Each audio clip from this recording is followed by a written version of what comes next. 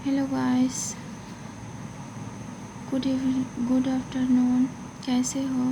I hope सब ठीक होंगे। आज मैं टॉपिक और CDP का टॉपिक बाल विकास की अवस्थाएं पढ़ा रही हूँ। जब बच्चा जन्म से लेकर 18 वर्ष तक की अवस्था पढ़ा रही हूँ।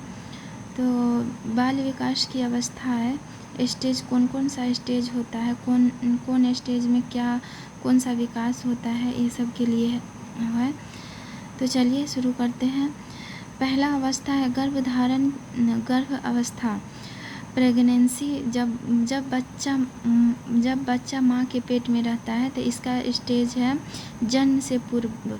ये जन्म से पूर्व पेट में ही रहता है तो गर्भधारण कहते हैं। और दूसरा अवस्था है शेष अवस्था, जन्म से लेकर 2 वर्ष तक।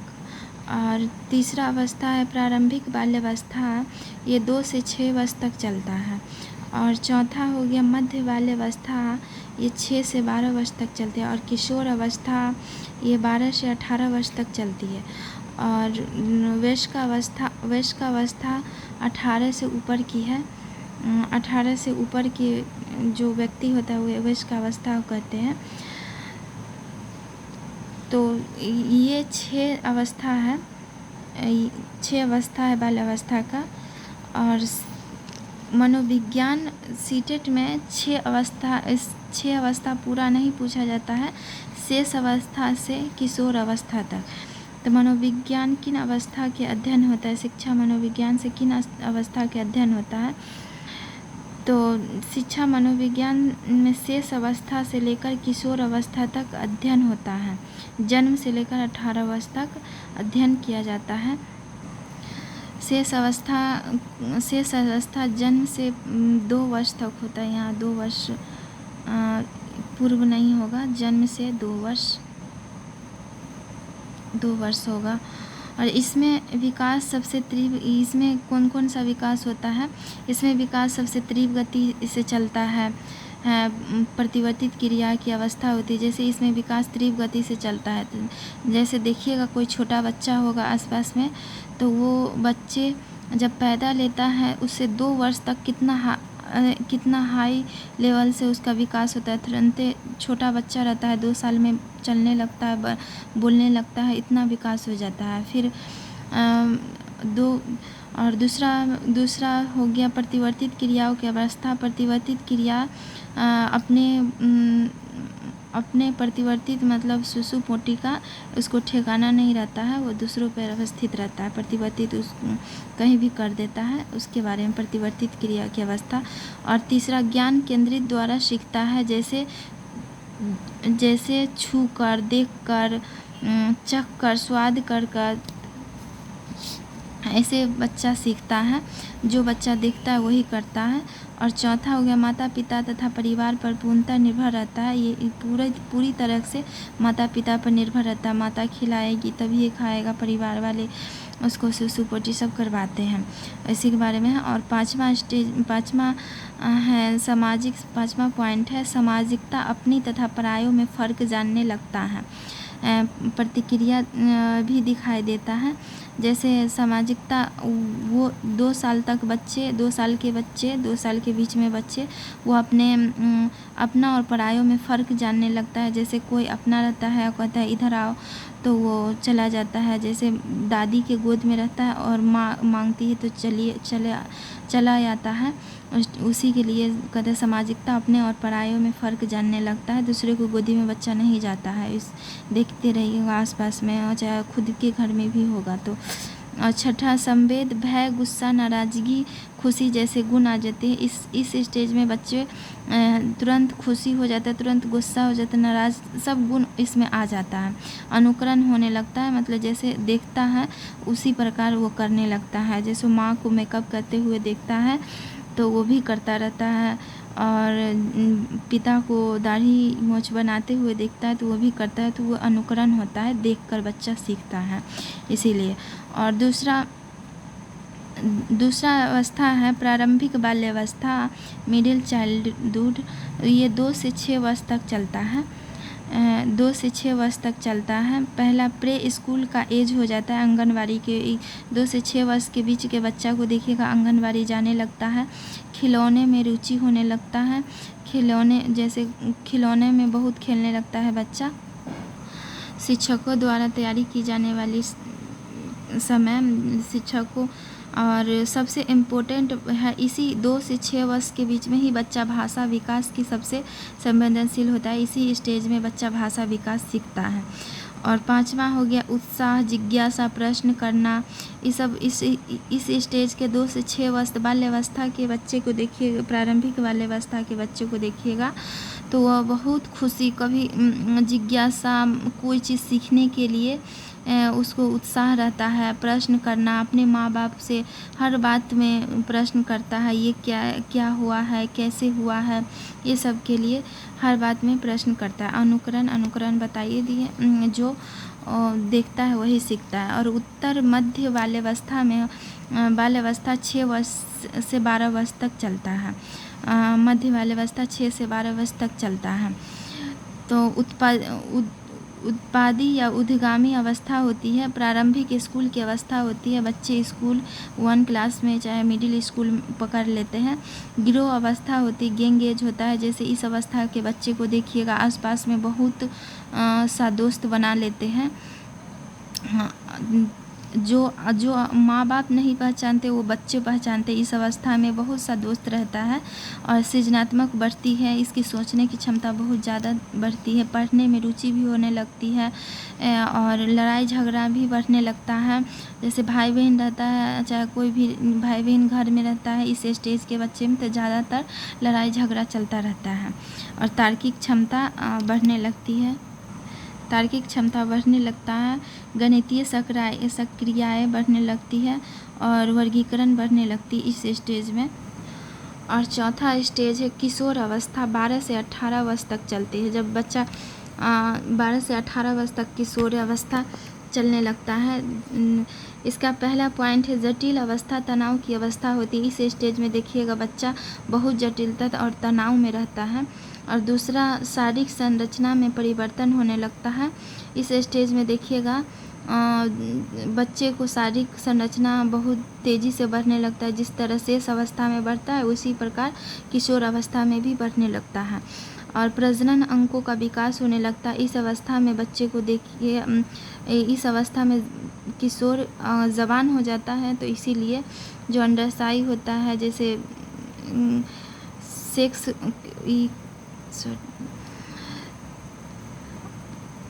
चौथा लड़कियों का शरीर लड़कों के तुलना में तेज़ी से बढ़ने लगता है। इस अवस्था में किशोर अवस्था 12 से 18 के बीच में देखिएगा, इस वर्ष के 13 या 14 वर्ष के लड़का रहेगा, 13-14 वर्ष की लड़की रहेगी। तो लड़का बड़े रहता है, फिर भी लगता है देखने से लड़की ज़्यादा बड़ी है। तो इस अवस्था में लड़की के शरीर तेज़ी से बढ़ता है ज़्यादा, और श्वेता का भाव होता है। और छठा पॉइंट है संज्ञानात्मक विकास की परिपक्वता होता है। इसमें संज्ञानात्मक विकास परिपक्वता हो जाता है, काल्पनिक शक्ति अधिक हो जाता है, सोचने की शक्ति अधिक हो जाता है, सृजनात्मक उच्च स्तर तक पर रहता है। जैसे सृजनात्मक उच्च स्तर तक इस अवस्था में बहुत सोचता है बच्चे, और कहते हैं कि हम अगला प्रधानमंत्री या कुछ बनेंगे, या बहुत लंबे बात सोचते रहते हैं। इस अवस्था में बच्चे नहीं, जवान हो जाते हैं, निडरता रहता है, किसी से डरता नहीं है। 12 से 18 साल के बीच में किशोर या किशोरिया को देखिएगा, किसी से डरेगा नहीं, सर से, भाई को से। इसमें इसको कारण है, इसको समझाकर बुझाकर इसको रखने का कहिएगा कोई काम तब करता है, नहीं तो डरता साफे नहीं है, निडरता रहता है। और सेक्स पॉजिटिव की तरफ झुकाव होता है। इसमें बच्चा सेक्स की ओर झुकने लगता है, एक जो लड़का लड़की अच्छे लगने लगता है एक दूसरे को। और संवेदनात्मक अस्थिरता होता है, और अवास्तविक आकांक्षाएँ होता है, अवास्तविक आकांक्षाएँ होता है, वयस्का की दहलीज होते हैं। जब ये 12 से 18 पार कर देते हैं तो वह वयस्क अवस्था में टप जाते हैं। तो बाल्य अवस्था का चैप्टर ख़त्म हो गया है। और आगे आगे मैं बाल विकास के सिद्धांत पढ़ाऊँगी। बाल विकास के सिद्धांत एक एक टॉपिक, एक एक शब्द का वर्ड जानकर समझाकर चलूँगी, बहुत अच्छे से देखते रहिएगा। तो ये टॉपिक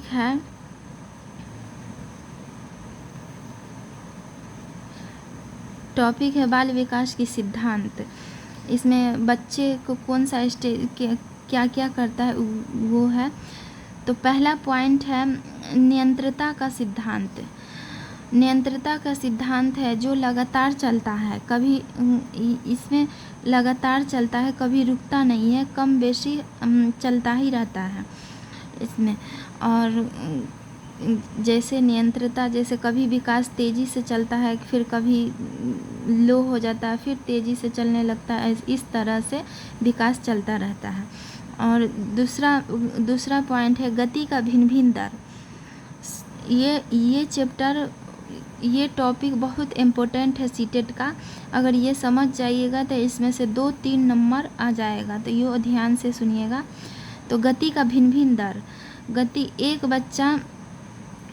बच्चा के अलग अलग स्टेज में भिन्न भिन्न दर से गुजरता है। ग्रोथ अलग अलग डिफरेंस रहता है। जैसे देखिए, बच्चा जन्म से 2 वर्ष तक कितना तीव्र गति से विकास करता है, फिर बाल्यावस्था में बच्चा का विकास स्लो हो जाता है, फिर किशोर अवस्था में तेज़ी हो जाता है। तो वही एक बच्चा अलग अलग उम्र में विकास करता है, ग्रो करता है, तो उसे ही गति का भिन्न भिन्न दर कहते हैं। व्यक्तित्व विभिन्नता, हर व्यक्ति एक जैसा नहीं रहता, कोई ना कोई डिफरेंस ज़रूर रहता है। जैसे यहाँ तक जुड़वा भाई को भी देखिएगा तो कोई ना कोई डिफरेंस जो रहता है। अगर भाई को नाक पर तिलवा है एक भाई को, तो एक भाई को नहीं रहता है, लैंग्वेज या कुछ भी डिफरेंस हो सकता है। यहाँ तक जुड़वा भाई को भी विभिन्नता रहता है, व्यक्तित्व विभिन्नता रहता है। तो और चौथा पॉइंट है विकास क्रम एकरूपता। विकास क्रम एकरूपता ये क्या है? ये हर बच्चों के एक रूप से ही चलता है। जैसे बच्चा पहले पैदा होता है तो पहले गर्दन संभालता है, फिर कमर संभालता है, फिर घुटनों के बल चलता है, फिर दौड़ने लगता है। ये स्टेप सारे बच्चों फॉलो करता है, या अमेरिका में रहे या दिल्ली में रहे या कहीं भी रूस में जाए, हर बच्चा ये स्टेप करता है। तो इसे ही विकास क्रम एकरूपता कहते हैं। और सम्मान से विशिष्ट की ओर, कोई भी विकास पहले सम्मान दिखता है। जैसे बच्चा फुटबॉल खेलता है तो पहले बच्चा को फुटबॉल खेलता है तो इधर खेलने भी नहीं आता, इधर कर देता उधर कर देता है, और जब वही काम विशिष्ट हो जाता है तो वो क्रिकेटर बन जाता है। कितना बड़ा, उसको खाते खाते हाथ में कैच कर लेता है बॉल को। इसी प्रकार कोई भी विकास पहले सम्मान देखता है, फिर विशिष्ट देखता है। जैसे बच्चा पहले क को कैसे लिखता है, फिर वही बच्चा कितना अच्छा से राइटिंग हो जाता है, कितना बड़े हो जाता है। तो पहले सम्मान दिखता है कोई भी विकास, इसके बाद विशिष्ट दिखाई देता है। और एकीकरण का सिद्धांत, एकीकरण का सिद्धांत है एकीकरण का सिद्धांत हो गया। जैसे आपको बोली और दिमाग, जैसे बोलते भाषा और दिमाग, जो दिमाग में सोचते हैं तो ज़बान पर आता है, तो उसे ही एकीकरण कहते हैं। जैसे दिमाग में सोचते हैं और ज़बान पर आता है, तो बोली और दिमाग जब एकीकरण है तब न आया है। जैसे बच्चा जब पैदा लेता है तो हाथ ऐसे नहीं होता है, पेंसिल नहीं पकड़ सकता, बस फिर भी बच्चा जब बड़े होते हैं तो पूरा उंगली एकीकरण होता है। बड़े आदमी को देखिए, एकीकरण मुट्ठी मुना जाता है। बच्चे मुट्ठी मुन कर पैदा होता है, इसको ऐसे नहीं होता, पेन नहीं पकड़ सकता। तो उंगली में एकीकरण है ही नहीं तो वो पेन नहीं पकड़ सकता। जब एकीकरण हो जाएगा तब पेन पकड़ सकते, इसीलिए एकीकरण का सिद्धांत कहते हैं। और 7वां पॉइंट है पारस्परिक संबंध का सिद्धांत, अंतर संबंधित का सिद्धांत। इसे दूसरा नाम है अंतर संबंध का सिद्धांत। परस्पर सिद्धांत है, ये संबंध का सिद्धांत है।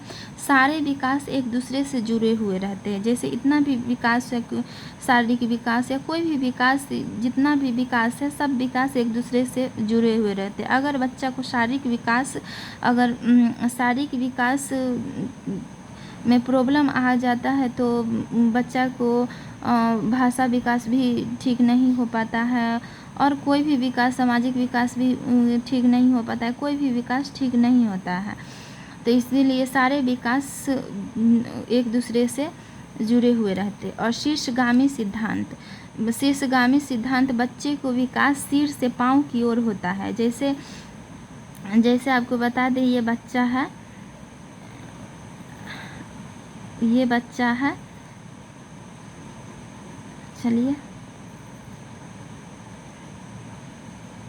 ये बच्चा है, तो पहले शीर्षगामी से पहले बच्चा को यहाँ से यहाँ तक आएगा। पहले बच्चा ये गर्दन संभालेगा, फिर कमर, यहाँ पे कमर संभालेगा, फिर घुटनों के बल चलेगा, इसके बाद चलेगा।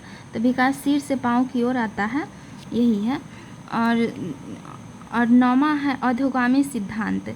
यहाँ ये अधोगामी सिद्धांत है, बच्चा के पीठ के रीढ़ जो होता है, या सियाना के पीठ के रीढ़ जो होता है, वहाँ से बच्चा के विकास केंद्र, वही केंद्र होता है, वहीं के नज़दीक जो जैसे गर्दन नज़दीक है तो पहले बच्चा गर्दन संभालता है, फिर कमर संभालता है, यहाँ पे पहले बच्चा ये हाथ के जो कुल्हा होता है वो संभालता है, फिर हाथ चलाता है, ये सब, फिर घुटनों के बल चलता है। तो ये केंद्र हो गया, ये रीढ़ की हड्डी जो होता है बीच का, वो केंद्र होता है। तो उसे ऊर्ध्वगामी सिद्धांत कहते हैं, उसको ऊर्ध्वगामी सिद्धांत कहते हैं, केंद्र से बाहर की ओर होता है। ये दोनों का सिद्धांत पूछ लेता है, शीर्षगामी और ऊर्ध्वगामी सिद्धांत को कौन सा सिद्धांत कहा जाता है। तो इसको दिशा के सिद्धांत से भी जाना जाता है, इस दोनों को दिशा के सिद्धांत। और विकास की भविष्यवाणी की जा सकती है, जी विकास की भविष्यवाणी की जा सकती है। जैसे देखिए, बच्चे जब कोई कार को खोल देता है और उसको फिर सेट करता है तो नहीं कहते बड़े होकर इंजीनियर बनेगा, तो वो भविष्यवाणी कर सकता है। और वो बड़े होकर अगर इंजीनियर बन जाता है तो कहने लगता है देखो ये बच्चे में ऐसे ऐसे करता था, तो भविष्यवाणी उसी को कहते हैं, विकास को भविष्यवाणी की जाती है। अरे ये काम कर लेगा, वो काम कर लेगा, आगाऊ रहता है। और 11वां पॉइंट है आनुवंशिकता एवं वातावरण की अंतःक्रिया का परिणाम। विकास जो होता है आनुवंशिकता और वातावरण दोनों से मिलकर बनता है विकास। ऐसा नहीं है सिर्फ आनुवंशिकता से ही बनता है, ऐसा नहीं है सिर्फ वातावरण से ही बनता है। अगर आनुवंशिकता में कम डेवलपमेंट है और वातावरण अच्छा पकड़ा गया, माहौल अच्छा पकड़ा गया, तो बच्चे को डेवलपमेंट अच्छा हो सकता है। और आनुवंशिकता अगर अच्छा है और वातावरण नहीं है अच्छा, तो उतना नहीं हो पाता, मगर फिर भी दोनों मिलकर विकास होता है दोनों का। और 12वां पॉइंट है विकास सीधे रेखिक न होकर वर्तुलाकार होता है। विकास सीधा नहीं होता है। विकास ऊपर बताया है नियंत्रता का सिद्धांत, कभी कम होता है, कभी ज़्यादा होता है। तो इस प्रकार विकास चलता रहता है, इस प्रकार विकास चलता रहता है। तो यहाँ से टॉपिक ख़त्म हो गया है। 2 टॉपिक पढ़ाए हैं, एक बाल विकास की अवस्थाएं और बाल विकास की सिद्धांत, ये दोनों पढ़ाए हैं। तो चलिए चलते हैं, अपना ख्याल रखिएगा, चैनल को सब्सक्राइब और बेल आइकन को दबाते रहिएगा, लाइक भी करिएगा अच्छा लगे तो। चलिए।